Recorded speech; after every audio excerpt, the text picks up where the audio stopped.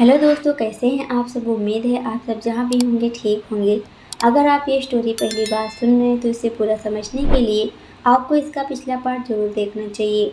कनिका चुपचाप नजरें झुकाए खड़ी थी।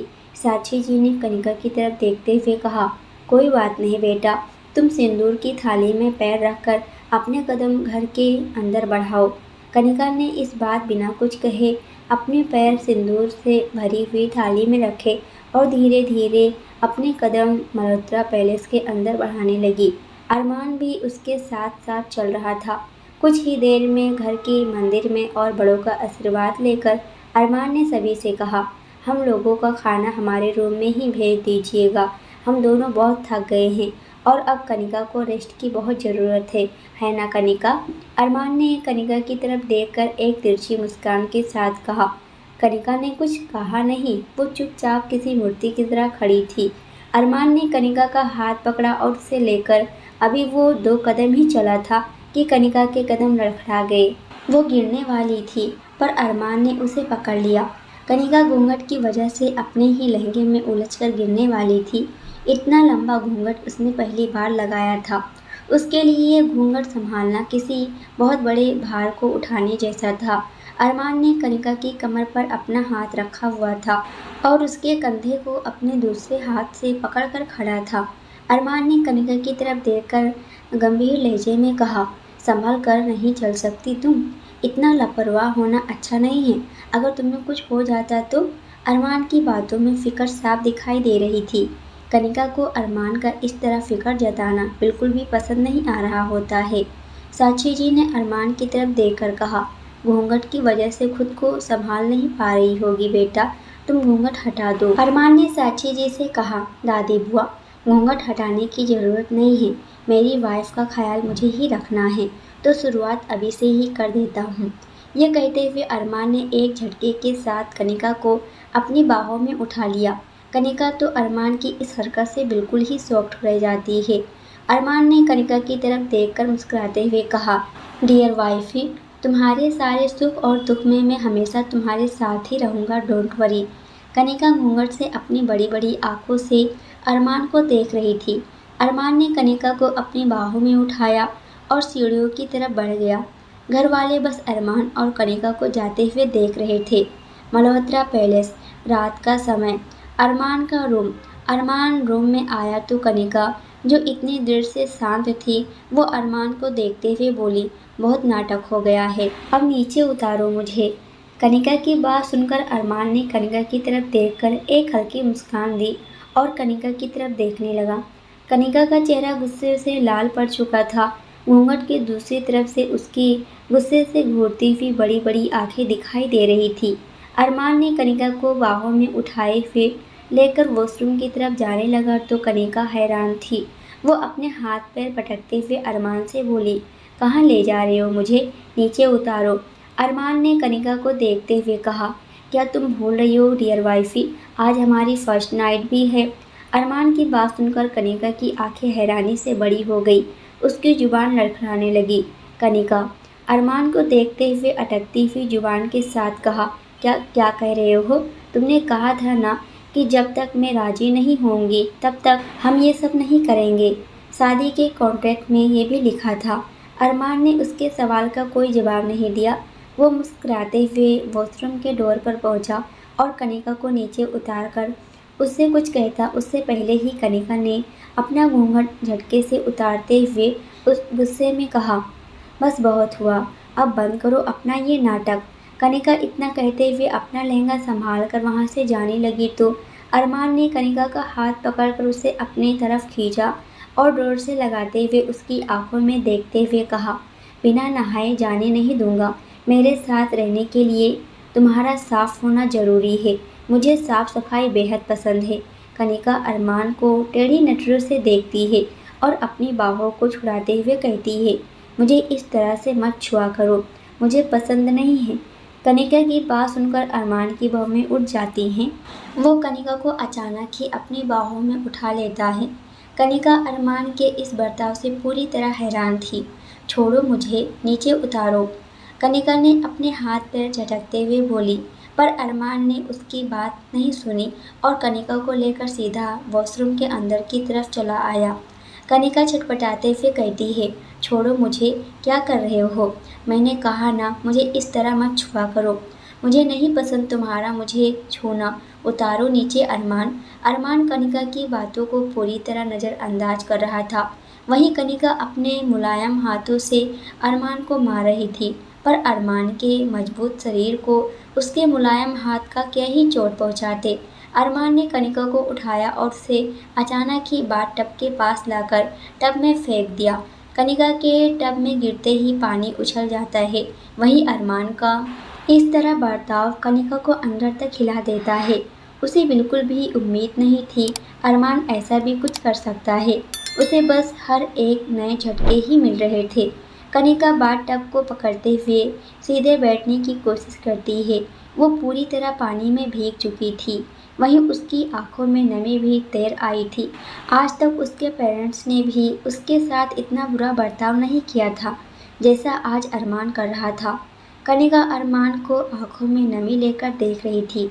अरमान कनिका के पास बैठकर बाथ टब को पकड़ते हुए कनिका की तरफ देखता है, फिर कनिका को देखते हुए कहता है, तुम पर मेरा हक है और तुम मेरी हो।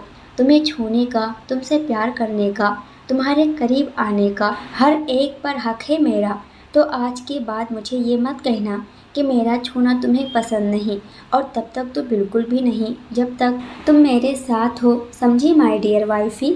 कनिका की आंखों में से आंसू बहने लगे। उसका गोरा सा चेहरा बिल्कुल लाल हो गया था।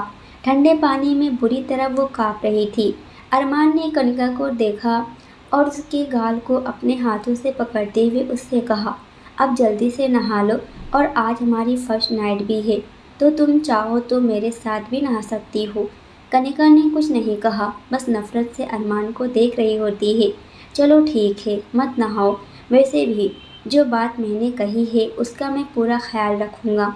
जब तक तुम कंफर्टेबल नहीं हो जाती तब तक मैं तुम्हारे करीब नहीं आऊँगा। सो इस तरह मुँह मत बनाओ। कहते हुए अरमान के हाथ कनिका की आंखों की तरफ चले गए। उसने कनिका के आंसू साफ करते हुए उससे कहा, पर तुम्हें कंफर्टेबल करने का काम भी मेरा ही है, और तुम जानती हो ना वाइफी, तुम्हारी आंखों में आंसू मुझे नहीं पसंद है, तो आइंदा मुझे ये कमज़ोर वाइफी नहीं चाहिए। तुम अरमान मल्होत्रा की पत्नी हो, और अरमान मल्होत्रा ने तुम्हारे अंदर खूबी देखकर ही तुम्हें अपनी ज़िंदगी में शामिल किया है। अरमान ने बड़े ही प्यार से कनिका की आंखों को चूम लिया। वो मुस्कुराते हुए कनिका को देखने लगा। कनिका अपने चेहरे को दूर करते हुए नफरत के साथ कहती है, मुझे टॉर्चर करने के लिए ना मुझे अपनी ज़िंदगी में शामिल किया है। तुमने मुझे पल पल बेइज्जत करने के लिए मेरे करीब आए हो ना। तुम मुझे इस तरह तड़पाने के लिए मुझे अपनी पत्नी बनाया है ना तुमने। कनिका की बात सुनकर अरमान कनिका की तरफ सख्त एक्सप्रेशन के साथ देखता है, फिर उसकी दोनों बाहों को कसकर पकड़ते हुए उसे अपने करीब खींचते हुए कहता है, तुमसे मोहब्बत करता हूँ, इसलिए तुम्हें अपनी ज़िंदगी में शामिल किया है, पर तुम नफ़रत करती हो तो तुम्हें मेरी मोहब्बत दिखाई नहीं देगी। कसम से जब से तुम्हें उस होटल में देखा है तब से तुम्हें ही देखा है। मेरी आँखें जब से सिर्फ तुम्हें ही देखने के लिए बेचैन रहती है, और मेरे इस दिल की सुकून भी अब तुम ही हो। मेरे दिल के दर्द का दवा भी मेरे चेहरे की हंसी, मेरी मोहब्बत, मेरी खुशी और सब कुछ सिर्फ तुमसे है। तुम्हारी कसम, बहुत प्यार करता हूँ तुमसे, इसलिए तुम्हारे बनाए दायरे में भी मंजूर है मुझे। बस तुम्हारा मुझे यूँ नफ़रत से देखना और मुझे तुम पर हक जताने से रोकना ये परेशान करता है, मुझे गुस्सा दिलाता है। अरमान जब ये बातें कह रहा था तो उसकी आंखों में एक अजीब कशिश दिखाई दे रही थी। कनिका अरमान की आंखों में वो कशिश साफ देख सकती थी। कनिका के मुंह से अब शब्द ही नहीं निकल रहे थे। अरमान कनिका के पास से खड़ा हुआ और बाथरूम उसके ऊपर डालते हुए बोला, फ़ौरन नहाकर बाहर आ जाओ वरना बीमार हो जाओगी। अरमान इतना कहकर बाहर की तरफ चला गया। कनिका आंसुओं से भरी आंखों से उसे जाते हुए देखती रहती है। कनिका वहीं बाथटब में बैठकर रोने लगती है। उसकी आंखों से आंसू झरझर बह रहे थे। उसे वो पल याद आने लगे जब अरमान ने उसकी मांग में सिंदूर भरा था और उसके गले में मंगलसूत्र डाला था। उसका हाथ अचानक ही अपने मंगलसूत्र पर गया। एक बार को तो वो अपने मंगलसूत्र को अपने गले से अलग कर देना चाहती थी, पर अगले ही पल उसने अपने हाथों को रोक लिया।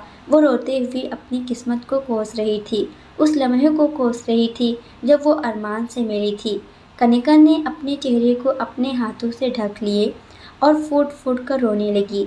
वहीं बाहर आकर अरमान ने अपने मोबाइल से किसी को कॉल किया। सामने से कॉल रिसीव हुआ तो सुभाष जी की आवाज़ आई। सुभाष जी शायद शराब के नशे में थे। वो लड़खड़ाती हुई जुबान में बोले, हेलो दामाद जी, कैसे कॉल किया? अरमान के चेहरे पर मुस्कान आ गई। वो मुस्कुराते हुए बोला, अपनी बेटी की विदाई की इतनी खुशी है कि अभी से पार्टी करने लगे। सुभाष जी हंसते हुए बोले, खुशी क्यों ना हो दामाद जी, पूरा शहर मुझे बधाई दे रहा है। आखिर वो मल्होत्रा के घर में व्याही है। सुभाष जी की बात सुनकर अरमान के चेहरे पर व्यंग्यात्मक मुस्कान आ जाती है। वो सुभाष जी से कहता है, अब वो आपकी बेटी नहीं है, अब वो सिर्फ और सिर्फ मेरी पत्नी है और आपका उससे कोई नाता नहीं है। आपको आपकी कंपनी को बचाने के लिए जितना पैसा मिला है, अगर आप उसे अपनी कंपनी बेचकर एक नई ज़िंदगी भी शुरू करेंगे तो भी आपको कभी किसी चीज़ की कमी नहीं रहेगी। और अब कनिका के बारे में सोचिएगा भी नहीं। अब वो सिर्फ अरमान मल्होत्रा की पत्नी है। अरमान ने अपने आखिरी शब्दों पर बहुत जोर देते हुए कहा, जैसे वो उन्हें बताना चाहता हो जो बात वो कह रहा है। उसकी बात को वो बेहद गौर से सुनकर समझ गए। सुभाष जी ने हंसते हुए कहा, हा हा हा, तुम्हारी बातों में अधिकार की भावना बहुत है। खैर, आई लाइक इट। मुझे बहुत खुशी है कि तुम मेरे दामाद भी। सुभाष जी अपनी बात ख़त्म कर पाते तभी अरमान ने उनकी बात को भी बीच में ही काटते हुए कहा, जब बेटी ही आपकी नहीं रही तो मैं आपका दामाद कैसा हो सकता हूँ? आपने अपनी बेटी का सौदा मेरे साथ किया है, ये भूलिए नहीं।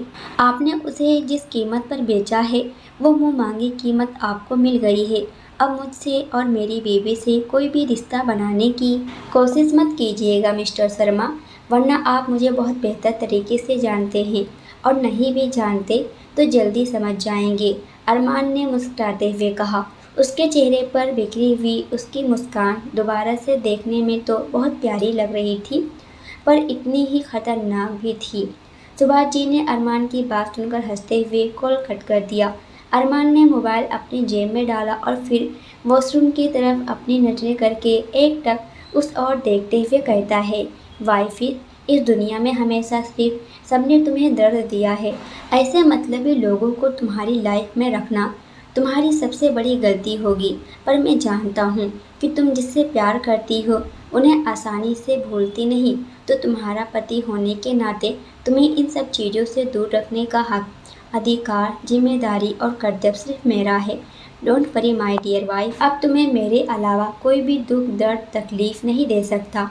तुम्हें चाहने का हक, तुम्हें दर्द देने का हक, तुमसे प्यार जताने का हक सिर्फ मेरे पास है, सिर्फ मेरे पास है और किसी के पास नहीं। यह कहते हुए अरमान के चेहरे पर एक व्यंग्यात्मक मुस्कान आ गई। अरमान की आंखें उसके जुनून को बता रही थी और एक अजीब सा पागलपन भी उसकी आंखों में देखा जा सकता है। अरमान ने अपने रूम को चारों तरफ से देखा। आज उसकी शादी थी पर रूम बिल्कुल सिंपल था, कोई डेकोरेशन नहीं हुई थी और कमरा काफ़ी सूना सूना लग रहा था। अरमान ने अपनी नज़र रूम में चारों तरफ घुमाकर रूम को अच्छी तरीके से देखा। ऐसा लग रहा था जैसे वो अपने ही रूम को पहली बार देख रहा हो। आज सुहाग रात है और कमरे की रंगत इतनी खराब। अरमान मल्होत्रा के इतने भी बुरे दिन नहीं आए कि अपनी शादी के दिन ही अपने रूम को इतना सादा रखे। यह कहते हुए अरमान ने फिर जेब से अपने मोबाइल को निकाल कर किसी को कॉल किया और कुछ कहा। कुछ सेकंड बाद उसने कॉल कट कर दिया और वॉशरूम से आती हुई पानी की आवाज़ अरमान को अपनी तरफ आकर्षित कर लेती है। अरमान समझ गया था कि वॉशरूम में कनिका नहा रही है। अरमान वॉशरूम की तरफ देखकर एक तिरछी मुस्कान दी। आज हमारी सुहाग रात है माय वाइफी, अरमान ने मुस्कुराते हुए कहा। कुछ देर बाद वॉशरूम का दरवाज़ा खुलता है और कनिका बाथरूम से बाहर निकलती है। वो ठंड से बेहद काँप रही थी, उसके पैर लड़खड़ा रहे थे। रात के वक्त ठंडे पानी में नहाकर उसे ऐसा लग रहा था जैसे उसका शरीर बिल्कुल पत्थर की तरह जम चुका है। उसके गुलाबी ओठ बिल्कुल काले हो गए थे और आंखों में आंसू भरे हुए हैं। उसका चेहरा ठंड की वजह से बिल्कुल सफ़ेद पड़ गया है। उसने अपने हाथों को अपने शरीर पर लपेटे हुए और वो धीरे धीरे चलते हुए रूम के अंदर आती है। उसने कपड़े के नाम पर अपने शरीर पर बाथरोब लपेटी हुई थी। रूम के अंदर जैसे ही आती है तो उसकी आंखें फटी की फटी रह जाती है। जो भी कुछ देर पहले बिल्कुल भी सजाया हुआ नहीं था, इस वक्त अरमान का लग्जरियस रूम किसी दुल्हन की तरह खूबसूरत लग रहा था। हर तरफ फूल बिछे हुए थे, कैंडल्स जल रही थी और बेड पर फूलों से आई लव यू वाइफ ही लिखा हुआ था। कनिका की आंखें ये सब देखकर चौंधिया गई। वो अपनी पलकों को झपकाते हुए पूरे रूम का एनालिसिस कर रही थी। तभी उसे महसूस हुआ कि उसकी गर्दन पर किसी का हाथ आता है और उसके बालों को उसकी गर्दन से हटाकर आगे की तरफ कर देता है। शायद अब वो समझ गई थी कि ये अरमान ही है। अरमान की खुशबू से भी वो उसे पहचान लेती थी। वो तुरंत दूर हटकर खड़ी हो गई और अरमान को देखते हुए बोली, ये सब क्या कर रहे हो तुम? अरमान कनिका के चेहरे को बड़े गौर से देख रहा था। कनिका के चेहरे पर गुस्सा भी था और काफ़ी सारे सवाल भी उसकी आंखें अरमान से पूछ रही थी। अरमान ने कनिका को सिर से लेकर पैर तक देखा। कनिका के गीले बाल और उससे टपकता हुआ पानी कनिका के बदन को भिगो रहा था। कनिका के बालों से टपकता हुआ पानी उसकी गर्दन से होता हुआ नीचे उतर रहा था। बाथरोब का नेक भी कुछ बड़ा था जिससे कनिका का आकर्षक शरीर काफ़ी आसानी से देखा जा सकता था। अरमान ने कनिका की गर्दन से टपकते हुए पानी की बूंद को अपने हाथों की उंगली से अचानक ही रोक लिया। कनिका की गर्दन पर अरमान का स्पर्श जैसे ही पड़ा, कनिका का शरीर सिहर गई। कनिका अपने कदम पीछे बढ़ाने लगी। अरमान भी कनिका के कदम पीछे हटाते हुए देखकर कनिका की तरफ धीरे धीरे बढ़ने लगा। कनिका के दिल की धड़कनें अब बहुत तेज़ी से चल रही थी। रूम की सजावट देखकर उसका मन बहुत ही ज़्यादा घबरा रहा था। उसे डर लग रहा था कि अरमान अपना वादा भूलकर कहीं उसके साथ कुछ गलत ना कर दे।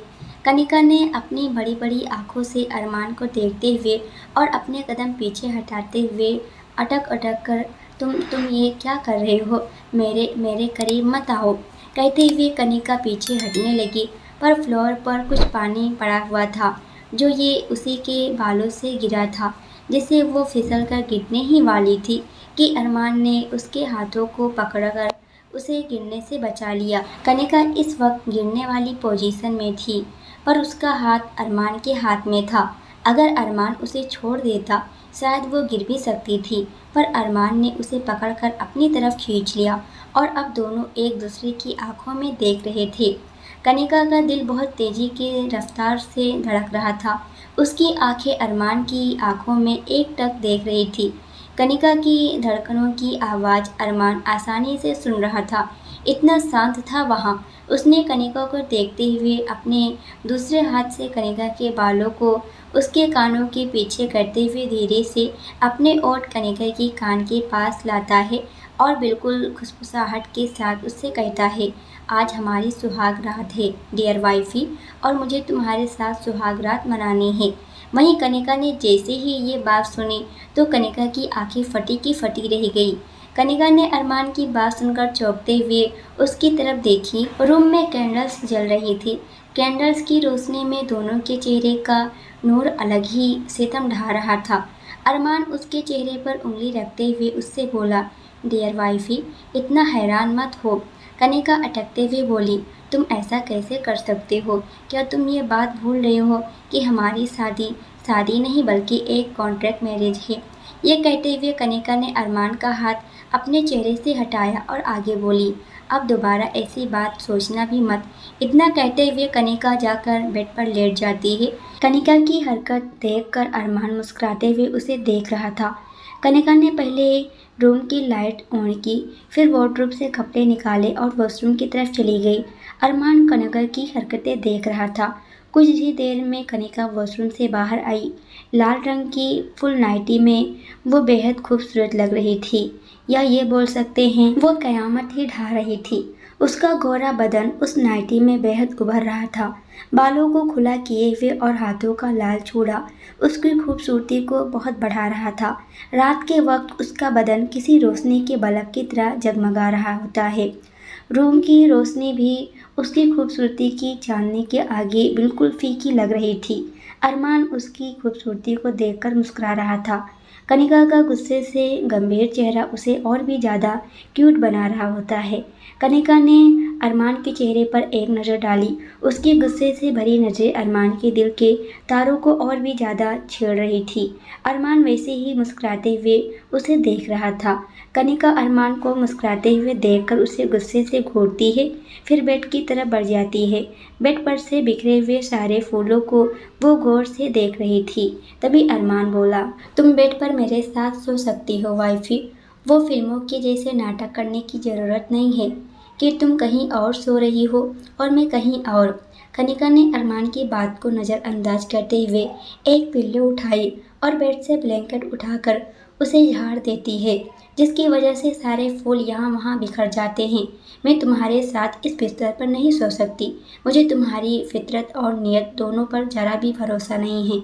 गिरगिट भी रंग बदलने में मल्होत्रा की बराबरी नहीं कर सकते हैं और रंगीन मिजाजी लोग मुझे जरा भी रास नहीं आते।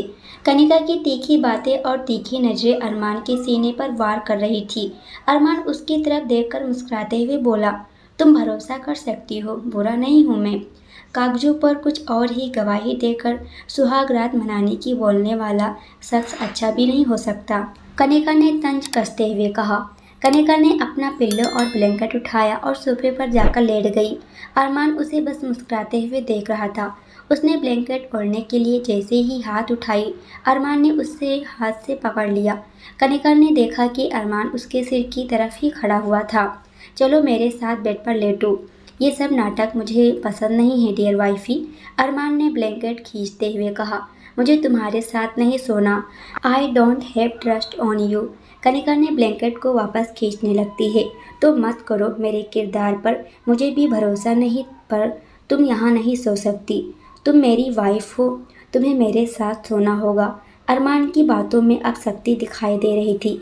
कनिका ने ब्लैंकेट का हिस्सा छोड़ दिया। अब ब्लैंकेट अरमान के हाथों में था। कनिका ने अपना चेहरा दूसरी तरफ घुमाया और आंखें बंद करके लेट गई।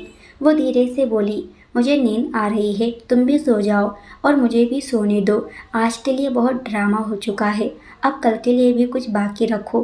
कनिका ने अपनी बात खत्म की ही थी कि तभी उसे एहसास हुआ कि अरमान ने उसे अपनी बाहों में उठा लिया।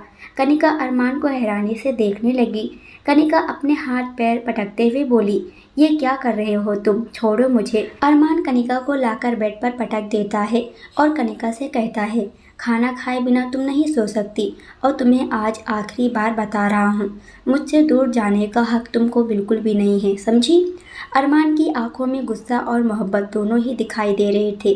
कनिका अरमान की बात सुनकर गुस्से से दांत पीस लेती है, तुम भेड़िए हो। कनिका गुस्से से बेड से खड़ी होने की कोशिश करते हुए कहती है, जो भी हूँ अब तो बस तुम्हारा हूँ और तुम मेरी।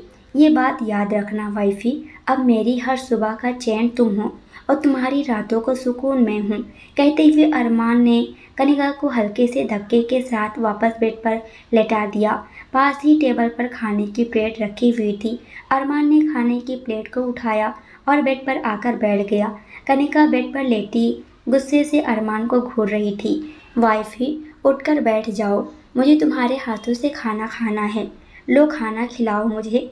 कनिका अरमान को हैरानी से देखने लगी तो अरमान ने कहा, ऐसे क्या देख रही हो, मुझे भूख लगी है, चलो जल्दी खाना खिलाओ। और तुम्हारी ये घूरती नज़रें, हाय किसी दिन जान ले लेगी मेरी सच में। कनिका अरमान की तरफ देखते हुए मन ही मन बोली, काश ऐसा कोई हथियार होता मेरी आंखों में, अभी के अभी मार देती तुम जैसे भेड़िए राक्षस को। मुझे खाना खाकर मरना है, भूखे मरने जितने बुरे दिन नहीं आए हैं अरमान मल्होत्रा के। अरमान ने खाने का एक निवाला अपने मुंह में रखते हुए कहा। वहीं कनिका अपनी बड़ी बड़ी आंखों से अरमान की बात सुनकर उसे हैरानी से देख रही थी। वो हैरान थी कि आखिर अरमान ने कनिका के मन की बात को कैसे समझ लिया। अरमान ने कनिका को देखते हुए बोला, अब मुझे देखती ही रहोगी या फिर खाना भी खिलाओगी डियर वाइफी। कनिका ने अरमान की बात का कोई जवाब नहीं दी तो अरमान बेड से उठ खड़ा होता है। कनिका उसे खड़ा होते हुए देखकर एक गहरी सांस लेती है और मन ही मन कहती है, अगर कोई जवाब ही नहीं दूंगी तो अपने आप चला जाएगा, वरना ना तो खुद सोएगा और ना ही मुझे सोने देगा। कनिका अपनी नज़रें दूसरी तरफ करके बैठ जाती है। तभी अरमान बिल्कुल कनिका के पास आकर बैठता है। कनिका को ये बहुत अजीब लगता है, पर उस पर कनिका खास ध्यान नहीं देती। अचानक ही अरमान कनिका के हाथ को पकड़कर उसे घुमाकर अपने गोद में लाकर बैठ जाता है। कनिका अरमान की बाहों में गिरी हुई थी।